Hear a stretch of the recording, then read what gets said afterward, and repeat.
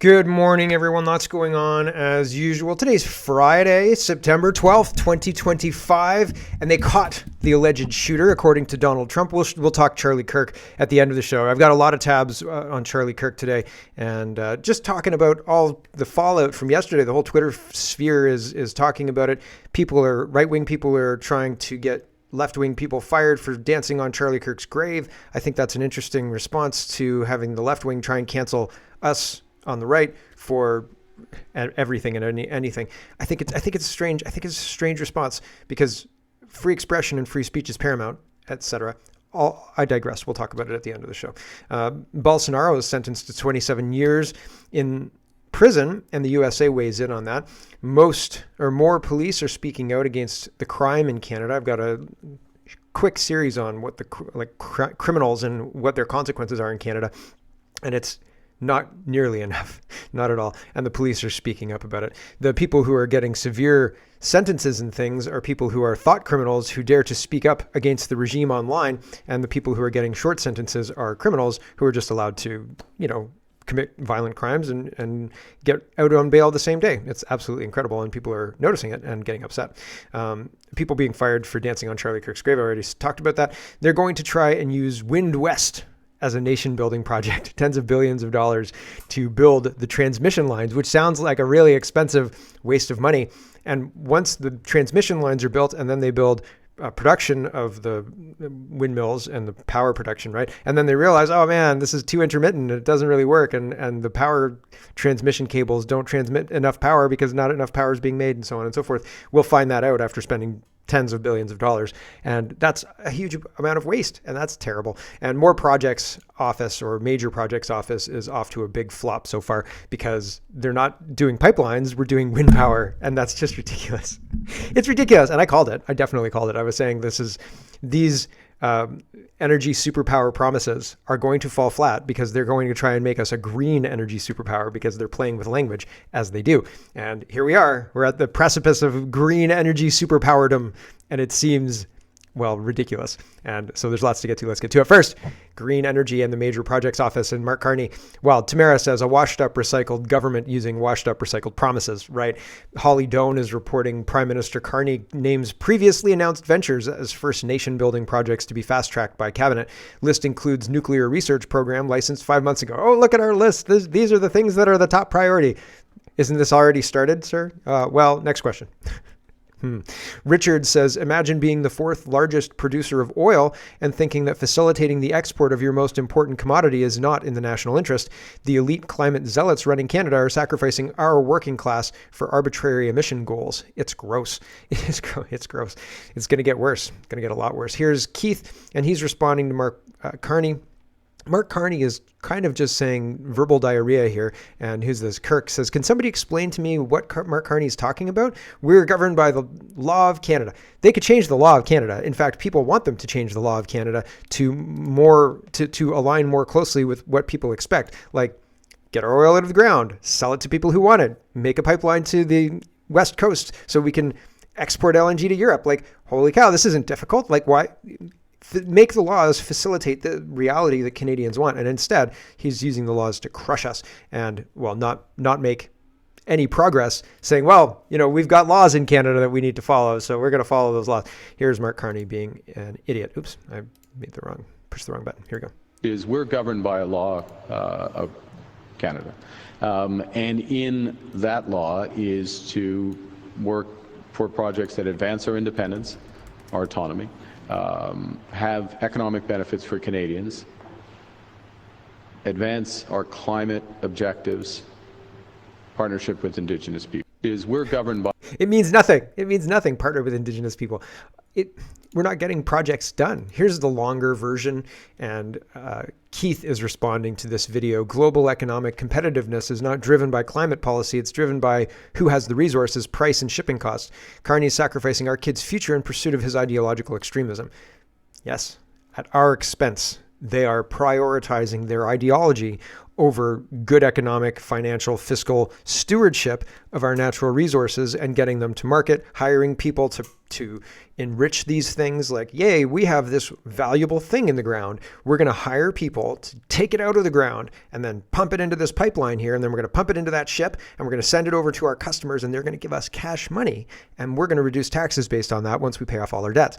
But instead, we've got laws in Canada, so hiring people to do that stuff, well, how many foreigners can you find, right? Like, here's Carney. Mackenzie, Global News. We'll pick up on the grand bargain. A necessary condition. So that means that there'll be no oil pipeline that's brought forward to the major projects office unless there's a decarbonization plan like pathway. Well, I'd answer the question this way, which is we're governed by a law of Canada. And in that law is to work for projects that advance our independence, our autonomy, have economic benefits for Canadians, advance our climate objectives, partnership with Indigenous peoples. Those elements are there. And part of the reason for that is it's going to be necessary longer term for economic competitiveness. We have the lowest risk, I'll stick with oil, we have the lowest risk oil in the world. We know exactly where it is. We know how to mine it and develop it. The marginal costs are amongst the lowest costs in the world, and our engineers keep improving on those costs.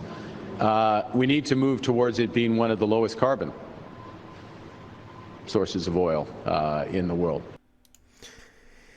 All of the green grifting is done. It's false. It's a hoax. Holy smoke. And saying that it is important to transition our economy off oil and gas now because it's going to be important in the future and we should just get started now. It doesn't wash on me. I don't believe it. It's not accurate. You can't make steel with solar power, right? It's just not working. There are certain things that a country needs, big mining, what are they called? Big mining trucks that are huge, like just massive trucks. Those things take diesel, like a lot of diesel. And you need that to get the raw materials out to make anything else, right? And so there are situations where solar power or other things that are not hydrocarbons are going to be, or that are not solar, hydrocarbons are going to be necessary to drive this big machinery to get big things done. And not really particularly like big things like bigger than we've ever built, just regular standard things. You need a lot of energy condensed into something that you can move easily and fill up and in a short period of time. All of this push is practically ridiculous. It doesn't make any sense. I showed, and this is years ago now, but there was a construction crew that had a battery powered paver or something like that. And the battery powered paver lasted, it was supposed to be an 8 hour, like you're supposed to be able to run it for 8 hours, but it ran out of juice after 2 hours, and they were all making fun of it, and they'd gone back to their gas machines because they had to get the job done, right? Like practically reality catches up and your gas powered thing wins every time, every single time. So this whole thing is a farce, and people are not looking at this as with their critical eye. They're looking at this through a brainwashed lens of, we have to do this. The transition is 100% necessary. Everybody else is going to do this. It's bullshit. It's nonsense. It's absolute nonsense. And we should stop. And we should stop letting people like this, who are ideological zealots, run things and tell us lies, because that is all they're telling us. Here's Pierre Poilievre. This is his justification for voting for C5, because getting something done is better than not getting anything done. And if you want to get something done, and you think the problem to getting something done is Bill C-69 and all of these anti-pipeline things, all of these anti-energy, anti-project, anti-building laws, basically, if you think that we need to build, and the thing that's in the way are these laws, why would you give your opponent a way around these laws? Why? It doesn't make any rational sense. And yet he's saying, well, we had to vote for C5 to get something done. No, politically, you deadlock them. You say, screw you and your ridiculous half measures. The only solution that makes any sense is removing these dumb laws. Making another law that bypasses these laws through bureaucracy is expensive and stupid. And we're not going to play that friggin' game. And instead he says, well, we had to play that game. And it's stupid. Here's Pierre Poilievre being stupid. Hello, Mr. Poilievre. Stephanie Levitz, the Globe and Mail. Nice to see you. Your party voted in favor of Bill C-5, and as I think you know, Mr. Carney has a meeting this week with First Nations leadership to go over their concerns with the bill. I wonder if you could articulate why you see the legislation as being respectful of Indigenous rights. You voted for it. And what, if anything, you think Mr. Carney ought to be doing to forestall, excuse me, the potential for protests or court challenges as this bill begins to be implemented? Thank you very much, Stephanie. Let me first say that C-5's far from a solution. It's better than nothing, but not by much. So voting for it doesn't make any sense. Logic, there's a very big flawed logic in the approach the Liberals are taking. First of all, they've put in terrible laws that block development. C-69, the anti-development law, C-48, the ban on offshore shipping, the emissions cap, the industrial carbon tax. And then they've acknowledged that those laws are terrible, so they've passed another law to go around those terrible laws for select projects. This may allow some projects to go ahead. Some is better than none, and that's why we agreed to vote for it. We wanted the possibility that something, anything, could get built in this country, which is not possible under the bad laws the Liberals put in place to begin with. So I don't want anybody to think for a second that we think C-5 is a solution. The real solution is to get rid of C-69, C-48, the emissions cap, the industrial carbon tax, and many more of these other terrible Liberal policies. Then and only then will the hundreds or even thousands of projects that need to go ahead have a free market in which to do so. How does that make any sense? What? The only solution is to repeal these things. So we voted C-5 so we didn't have to repeal these things. Next question. What? What? Okay. If I've misunderstood, please let me know in the comments, but holy cow, I feel like this is insanity, right? This is insanity. It doesn't make any sense. Andrew Scheer says, what kind of an energy superpower refuses to even put a pipeline on its list of national projects? Carney's priorities tell Canadians everything. More red tape, less investment, fewer jobs. That's not leadership, it's surrender. Have your say, blah, blah, blah. I feel like these guys are the dog that chases the car. They're not sure what they do with the car when they caught it, but when they catch it, they're definitely not going to put up a pipeline. If they put up a pipeline, Carney said at the beginning of this series of tabs that Canada's, we've got the most secure oil in the world. We know where it is. We know how to get it. We know how to develop it, blah, blah, blah, blah, blah, all this stuff, right? And that sounds great, except that we've got eco-terrorists who are backed by police who go in and destroy projects like that. And then people who protest the government for the Freedom Convoy get their trucks vandalized too. It's quite interesting. And I wonder who's really paying off these NGOs and terrorists. And I fear it's the government, unfortunately. But it's a very interesting situation where they say, oh yeah, our oil is nice and safe, etc. But they're radicalizing people against it with all of the climate protests and and it is nonsense. They radicalize people against that, even though it's like radicalizing a person against their own gender. And my gosh, we're seeing that too, right? It's not good for you. It will hurt you. You will cut off your nose despite your face, or your penis despite your gender, etc. Sex. And that's not good. Like that's bad. That's a bad outcome, right? If you cut your nose off and, I don't care about how I look. I don't care about my face. I'll cut my nose off. Or I don't care about my gender so much that I'll cut off my genitals. What? That's harmful to you, man. Like you're the one who has to walk around with that face. Nobody wants their nose cut off. Nobody wants, right? And jeepers creepers. This is not a helpful thing. And we're doing that to society. What's happening to these people, these brainwashed people, is mirrored by what's happening to society. And man, once you see it, it's hard to unsee, right? So jeepers creepers, have your say. Keith Wilson is responding to Dan. Keith says, Canada is self-sabotaging. Albertans are smarter and will vote yes for independence. The elections are rigged. And if Danielle Smith has anything to do with the independence vote, it's going to fail. So unless somebody can unrig the elections, man, my prediction is this is not going to go forward, but I hope I'm wrong. I hope I'm wrong about this. Dan again says, remember, none of our major trading partners are fighting us on climate competitiveness. They're watching us fight ourselves at the expense of our own prosperity to their gain. So they're not going to stop us while we're making an error, right? Like if we're both trying to go out with the hot girl, the United States, and we cut off our nose despite our face, right? And then we come up and we're like, hey, the United States, do you like my new face? They're going to say no, right? And so they're going to say your policies are ridiculous and they are counterproductive to our goals and they're counterproductive to Western goals. And are you communist now, Canada? And then, I mean, shit's going to go bad for us, right? So like, hopefully we're not communist, but I fear we are. Danielle Smith says, late yesterday, I had an exceptionally productive meeting with Prime Minister Carney, she says. And she's asking for more time. Although we still have some details to work out over the coming weeks, I am more optimistic than ever that the concerns of Albertans are finally being heard, and I look forward to reaching an agreement that will profoundly benefit the Canadian and Alberta economies.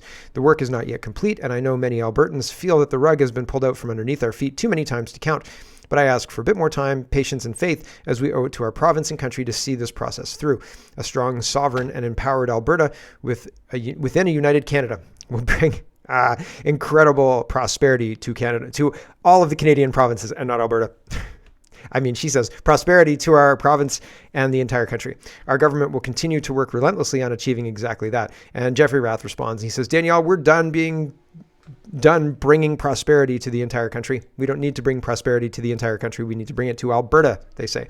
CBC Watcher is talking, here's a clip from Power Play with Fassi and Melissa Lanceman, and they're talking about Bill C-69 and Bill C-5 and all of these other things.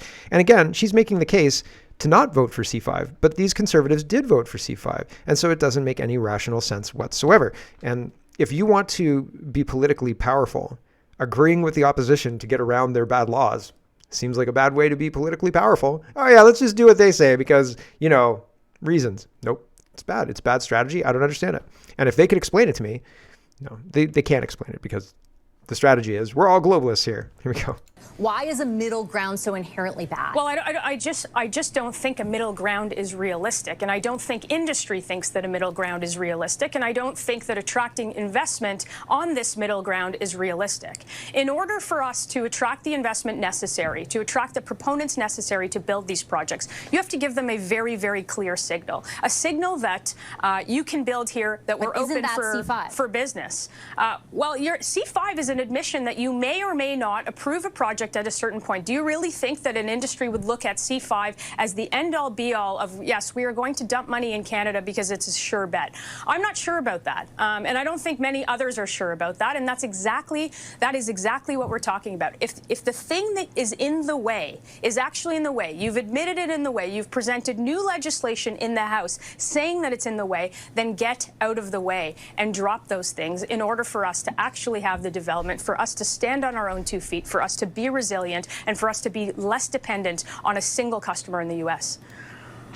Are you willing to alter your position if, for example, LNG Canada does decide to go forward with phase 2, if there does appear to be a pipeline proponent that comes forward with this regulatory structure that is in place, not with the rescinding of all of those climate policies? Like, are you willing to admit, if that is the case, that what you're... No, you're speaking in hypotheticals. Like, the pipeline didn't even make... Like, If we can find somebody, will you admit you're wrong? What? Tim Houston is talking about wind. He can barely contain himself. He looks like he's going to pee. He says he's so happy. Here we go. Your pitch for the national projects was the Wind West Atlantic Energy, as it's been dubbed in this announcement by the Prime Minister today. It's on to that second tier of projects. So, I mean, what does that mean for this particular initiative? Oh, this is an incredible day for the country and certainly for Nova Scotia and Atlantic Canada. I mean, the Prime Minister has talked about, making Canada an energy superpower. And we can certainly contribute to that from Nova Scotia and Atlantic Canada. The Wind West project is amazing, and I'm so thrilled and grateful that it was recognized by Ottawa as being able to contribute to that superpower thing. But what it means that superpower thing. Yeah, we're contributing to that superpower thing. Tens of billions of dollars in investment in Nova Scotia and Atlantic Canada just to build out the transmission. And then tens of billions of dollars to actually build the generation offshore. It means thousands of jobs. It means hope. It means economic hope for our province. But this is me really happy today. This is a great day for Nova Scotia and for our country.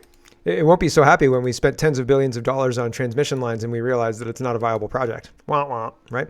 Tim Houston says, I'd like to thank Prime Minister Carney for putting his faith in Nova Scotia's Wind West project. We believe in his vision of Canada as an energy superpower and feel strongly that Nova Scotia can contribute much to reaching this goal. Today's recognition of Wind West as a project of national interest is an important first step in the process. So we had Energy East and now Wind West. Right, sure. Bullshit. Tim says, this is a bad plan, Mr. Premier. Wind is 5 times more expensive than thermal. This will drive up the electricity costs in Nova Scotia. Don't be fooled. So, yeah, this is going to drive up the energy costs, and it's not going to work. And I'm not surprised, and I'm more disappointed. Right? It's terrible. We're being lied to, and they're going to keep lying to us because they can get away with it, and because we are incapable of holding our politicians to account, not for COVID, not for anything. And it's, my gosh, it's wild. Not for misspending, not for projects that start and don't get any kind of result, not for high taxes, not for anything. We can't hold them accountable for anything. Our healthcare is collapsing. Emergency rooms are closing. We have some of the highest healthcare costs in the world. Oh, I'd love to hold somebody accountable. Anybody? No. Oh, no. Sorry about that. The health minister? No, you can't make any kind of appointment with the health minister. The federal PHAC? Nah. Dr. Tam? Are you going to hold her accountable? Okay, well, we'll do that right after we hold her accountable for COVID. It's not her. Sorry. Hold it accountable for COVID. So the whole thing is, it's ridiculous. And I mean, I don't think that there is a legal or political way out of this. And